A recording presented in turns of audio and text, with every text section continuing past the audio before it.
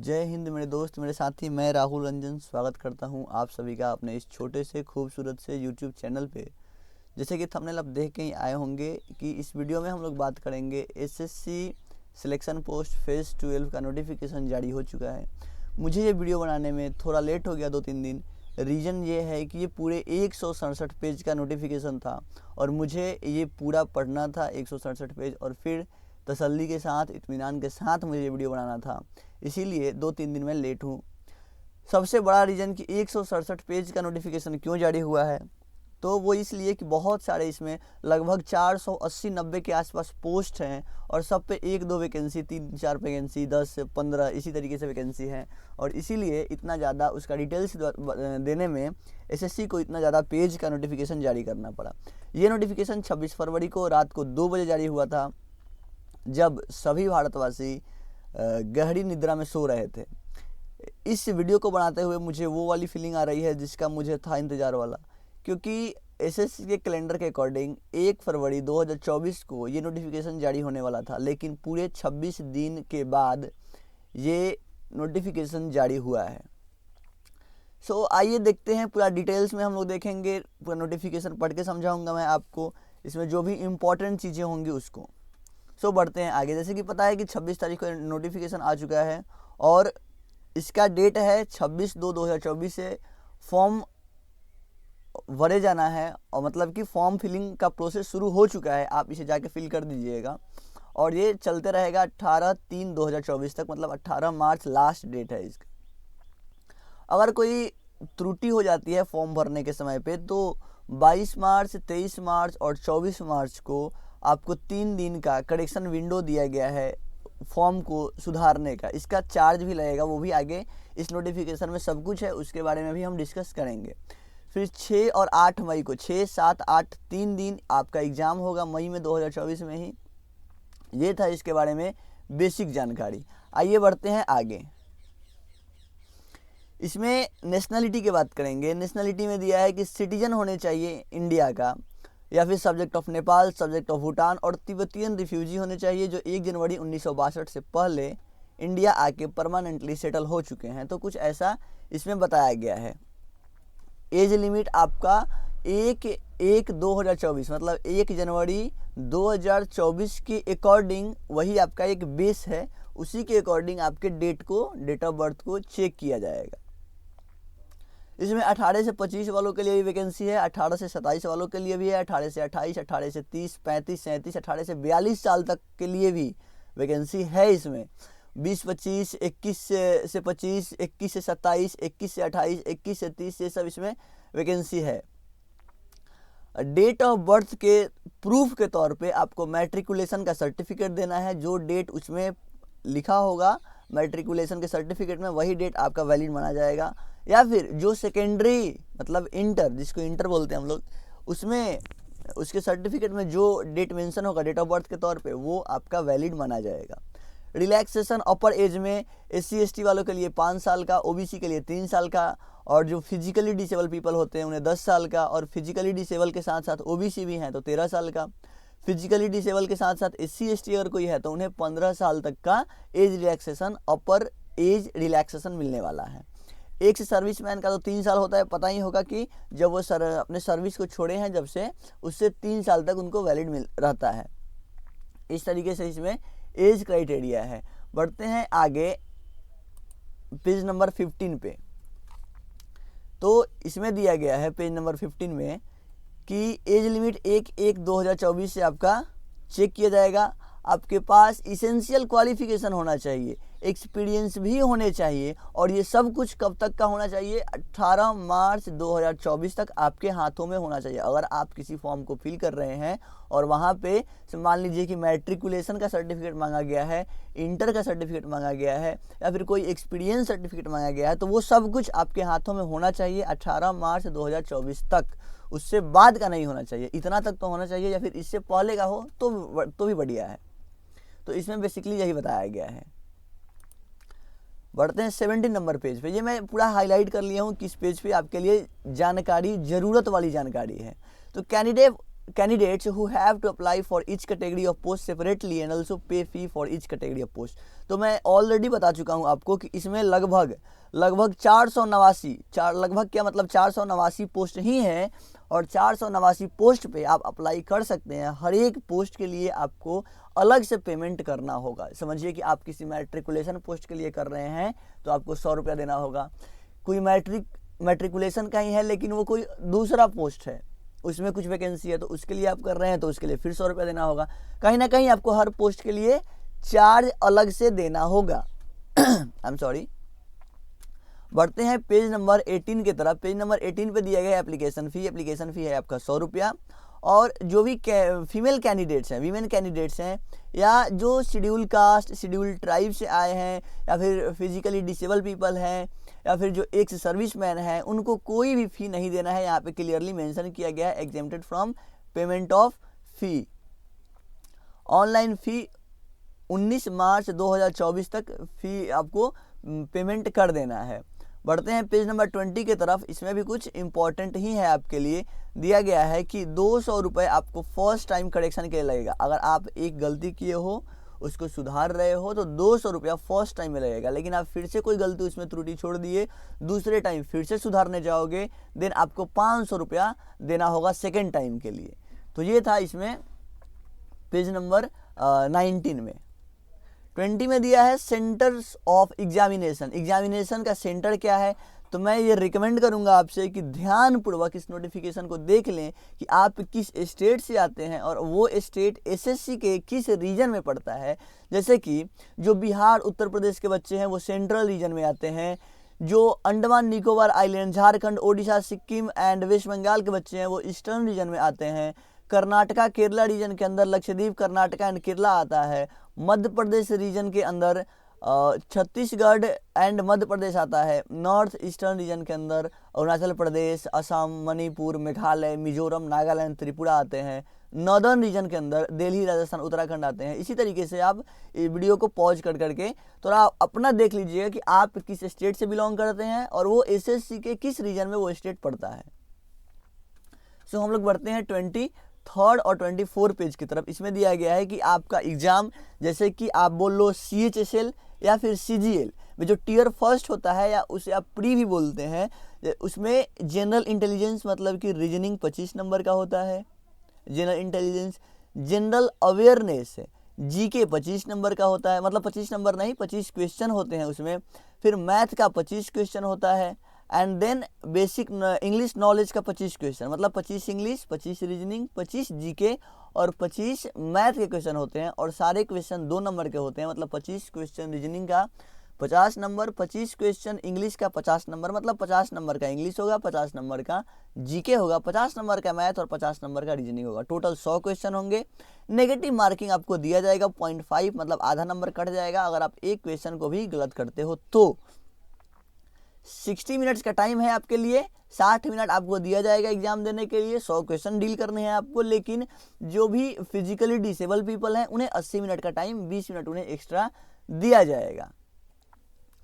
Skill test होगा। इसमें procedure क्या होगा, तो skill test, typing, data entry, proficiency test. ये कब होगा, जब आप रिटन एग्जाम को क्लियर कर लीजिएगा। कंप्यूटर बेस्ड एग्जाम जो CBT होने वाला है उसे आप जब क्लियर कर लोगे, देन आपका अगर स्किल टेस्ट है, जिस फॉर्म के लिए, जिस पोस्ट के लिए आप अप्लाई किए हो, अगर उस पोस्ट के लिए कोई स्किल टेस्ट है तो स्किल टेस्ट होगा आपका। जैसे कि टाइपिंग हो सकता है, डाटा एंट्री हो सकता है, कंप्यूटर प्रोफिशिएंसी टेस्ट हो सकता है। अगर कुछ नहीं है तो फिर कुछ नहीं होगा आपका, सिंपली डॉक्यूमेंट वेरिफिकेशन होगा। डॉक्यूमेंट वेरिफिकेशन आपका किया जाएगा और फिर आप ज्वाइन कर लोगे।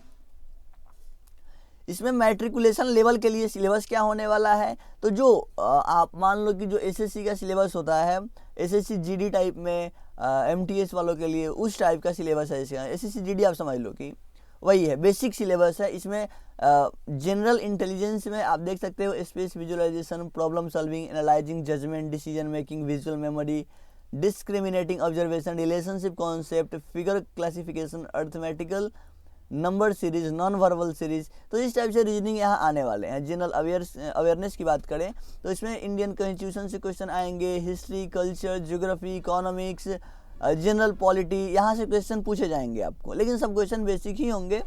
स्टैटिक जीके टाइप में। क्वांटिटेटिव एप्टीट्यूड मतलब मैथ की बात करें तो मैथ में एडवांस मैथ यहाँ बिल्कुल भी नहीं आने वाला, क्योंकि ये मैट्रिकुलेशन लेवल का एग्जाम है हो रहा। इसमें और फंडामेंटल अर्थमेटिक ऑपरेशन जैसे ratio, proportion, percentage, average, interest, profit loss, discount, ये सब कुछ यहाँ पे आने वाला है। Time and distance, ratio, time and work, ये सब। इंग्लिश में भी बहुत ही बेसिक इंग्लिश आएगा, बिल्कुल भी आपको ऐसा नहीं सोचना है कि यहाँ एनडीए या सीडीएस लेवल का इंग्लिश आने वाला है। जैसे कि बेसिक वोकैब आएंगे, सिनोनेम, एंटोनेम और करेक्ट यूजेज आ सकते हैं सिनोनेम के और एंटोनेम के। And his her writing ability would be test, और आपका राइटिंग एबिलिटी को भी टेस्ट किया जाएगा। बात करते हैं अब 10+2 लेवल वालों के सिलेबस के लिए। इसका सिलेबस थोड़ा सा अपग्रेड किया जाएगा क्योंकि ये 10+2 लेवल का है।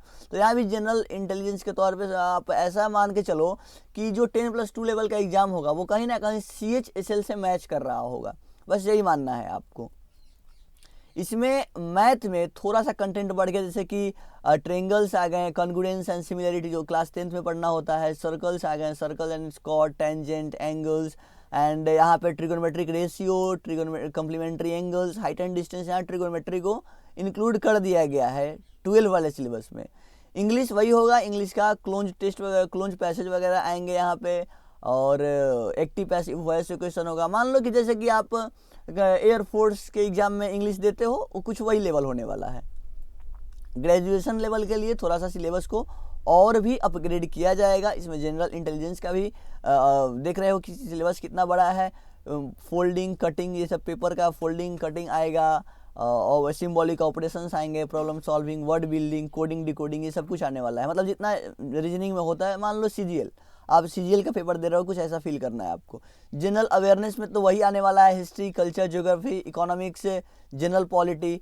हाँ, मैथ की बात करें तो मैथ यहाँ एडवांस इंक्लूड हो जाएगा, फ्रीक्वेंसी, पॉलीगन वगैरह, standard identities, complementary angles, height and distance, ये सब कुछ यहाँ आने वाला है। टाइम एंड वो सब तो आएगा ही, अर्थमेटिक मैथ तो आएगा ही, लेकिन यहाँ एडवांस मैथ भी इंक्लूड किया गया है। इंग्लिश लैंग्वेज में भी थोड़ा सा आपका अपग्रेडेशन होने वाला है यहाँ पे। फिर दिया गया है कि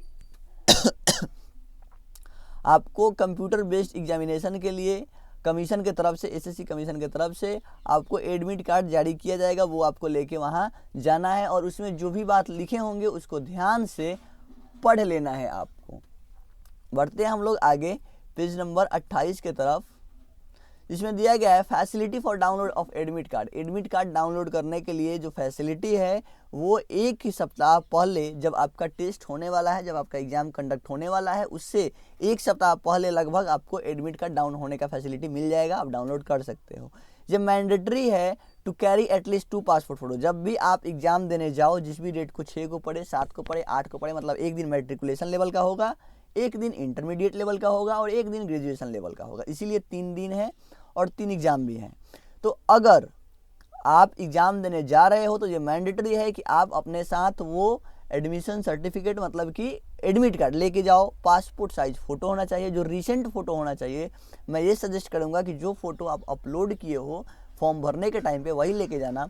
original valid photo ID proof चाहिए, इसके तौर पे आप आधार, वोटर ID या फिर ड्राइवरी लाइसेंस, पैन कार्ड, पासपोर्ट, ये सब लेके जा सकते हो जिसपे कि डेट ऑफ बर्थ प्रिंट होना चाहिए, और वो डेट ऑफ बर्थ आपके एडमिट कार्ड से मैच करना चाहिए, ये इसमें लिखा हुआ है।